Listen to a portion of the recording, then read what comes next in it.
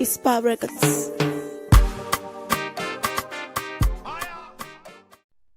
Once again, good evening.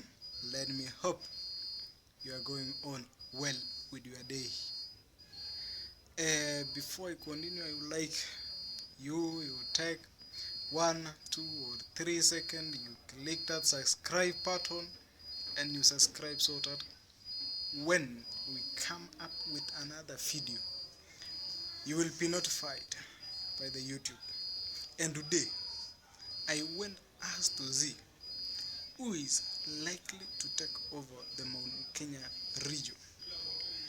As far as we know, and also in our knowledge, we know that Mount Kenya region is one of the 14 blocks that has a large number of voters.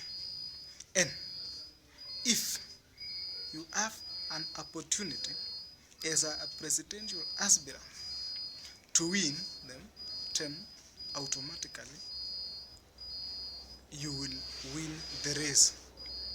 And as also we are heading toward 2022 general election, we are seeing many people coming up, teaming together to produce a strong team that will ensure that they clinch to the bar.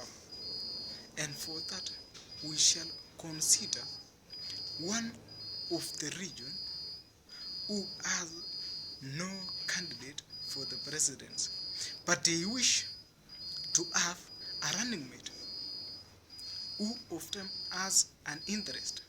Before we go also to our topic, I would like us to take a few seconds.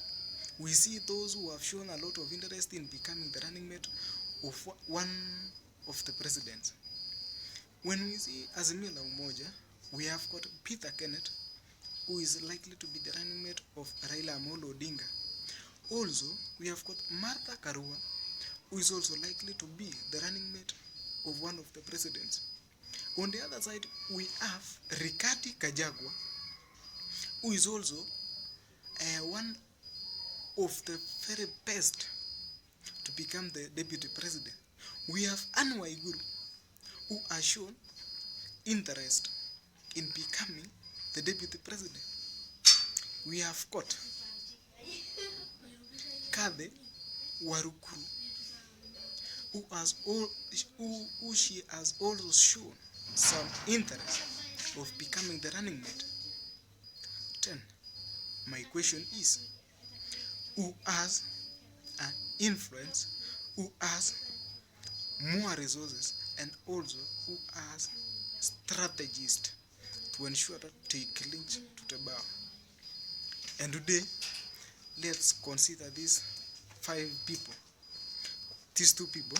First, that is the candidate for the presidency, Raila Amolo Odinga, William Samoei Ruto, and Kalonzo Musyoka, who is likely to take over if they take a running mate from this region. One, the most likely person of presidency to take over the mountain region is none other than William Samoei Ruto. In my observation, that is my view. What about your view? My view is that William Samoei Ruto enjoys some backing from MPs, MCAs, and senators. Even though some time back he has no governors, he has a few governors backing his presidency, but he has many MPs and many MCAs backing for his presidency bid. Why do I say so? Because probably MCAs, MPs can reach to the resident directly without involving anybody. MPs can do anything because they know their region and they are many. And even if you can do anything, MPs can do more we are saying that governors has resources, especially finance, but we consider even if you have if you are financially stable and you don't have the people who mobilize people in the crowd to earn for votes, then you are, I can say you are not eligible. William Samoei Ruto, despite having resources, has also key personnel who are the spokesmen. They are the people who can steer the wheel and they can earn food very easily. They can do anything to ensure that they become the winners. Let's take for example Rigathi Gachagua. Rigathi Gachagua is an outspoken lawmaker in the National Assembly, and he is also the MP for Madeira constituency. And if you can see him, he is a very statement person, he is a firm person who can do anything to ensure that they win. And if you have his support, then you are probably at some point. Even though we are waiting for the deputy president from this region, if one they pick, then I know we are now, they can afford as one.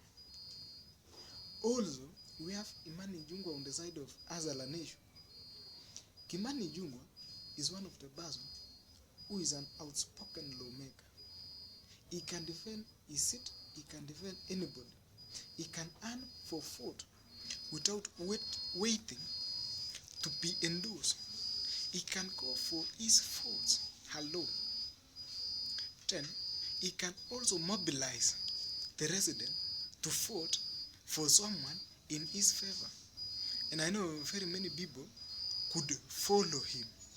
Many residents could follow him because he is reaching out to the people directly without saying, can you do this, 1, 2, 3. He goes directly to the people. Also, we have Kimani Ngunjiri.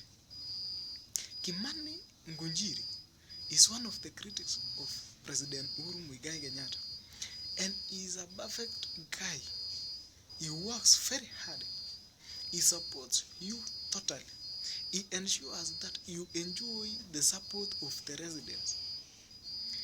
Can you take for example, last time 2017, they earned for votes from Nakuru for the voters to vote for the current president and His Excellency the Deputy President. And for that purpose, I can see that this person also is eligible to support someone else and win the presidency. I hope you have seen, even though William Samoei Ruto do not enjoy massive support of some governors, many governors from the mountain region, then there is no problem in that side because one governor is managing or is representing 5 or 6 MPs or 7 MPs. If the governor is supporting the other side, tuseme Azimio la Umoja, and then the 6 MPs is supporting the other side, which is the Azala Nation, then you can see probably, even though you are saying you can take much food because the governor can mobilize the resident, the governor can use his resources, the governor can do anything, but what about if he or she is receiving resistance from his MPs and MCAs? How can you manage? If the governor is managing the MCAs very well and the MPs, then I can say probably for William Samoei Ruto to take over the mountain, it is very hard. But as long as William Samoei Ruto enjoys the massive support of MPs from the region, then I can say probability of him winning more votes from the mountain region is very hard, is very high. I'm sorry, it is very high for him to win. Then you can see also Raila Amolo Odinga, even though we are saying the mountain is throbbing, but that is not the way, that is not the case. You got Raila Amolo Odinga has massive support of many governors from the central region. It's very easy for him to take over the mountain region using the governors. Is it very easy? That is a very tough case, because even though he enjoys the massive support of governors, but he has no support from MPs and some senators, then you are seeing if those people can come up and go against the governors and pressurize the ground to vote against the Azala, then I am seeing Raila Amolo Odinga to take over is less than 40%. It is probably 30 to 20%. Let me hope I'm very clear. Many governors really support Raila Amolo Odinga, but very many MPs and MCAs support the Azala nation. What does that mean? That is my view and that is my observation. I observed that and I realized that if you are enjoying the massive support of governors and you are not enjoying the massive support of MPs or MCs, it is very hard for you to win that region. And let me request you, get ready for interview. I'll be going for interview so that you can get feedbacks, you can get suggestion, and you can get to see the view of the mountain region. Thank you very much. Subscribe, like, and comment. Have a nice time.